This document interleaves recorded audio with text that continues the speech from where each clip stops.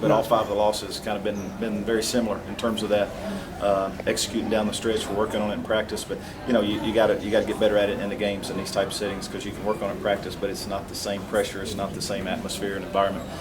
So all we can do is keep working, and hopefully we'll some of it's me too. I got to learn some things that we can do differently on my end, and I think I learned some things hopefully tonight.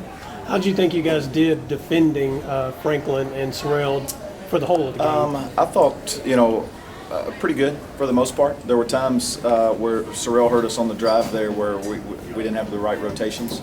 But they're both really good players. We made Jaden work. I think the numbers are a little bit different because it's a low-scoring game. So you're not going to have 30 very often in a 50-point game. So it's about efficiency, and he's a load. He has such good hands, and he uses his body so well to get the ball where he wants it. And I thought we did a pretty good job of making him take contested shots, and a few times we didn't block him out. And he's such a good rebounder, but he's a tough matchup. Thanks, Coach. Thanks, Coach. Appreciate it. Thank you. Coach, I was impressed with the sophomore that you got out there. What can you say about his play? He's got a chance to be a really special player. His athleticism, his quickness. He's still learning, like a lot of sophomores are.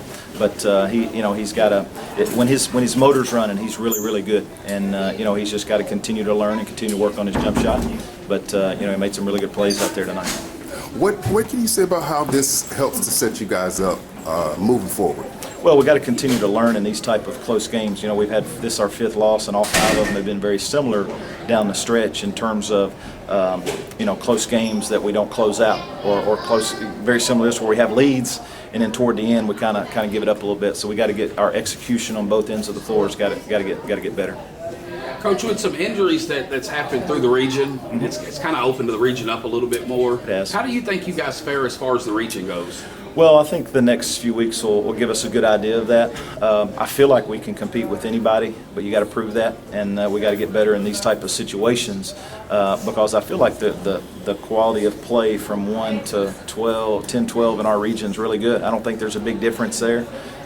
Maybe certain teams match up better with other teams, but I don't think there's a big difference. Well, what separates those teams when it comes down to it is the execution, and that's where we got to get better at. All right. And who's your next opponent? We go to Bowling Green Tuesday night. Bowling Green Tuesday night. Yeah. Okay, I know they're led by junior guard Isaiah Mason. Outstanding. They've got the Butcher kid, and yeah. I think all the football players have gotten back into the swing. But Bowling Green's actually lost a few games here in the last couple of weeks.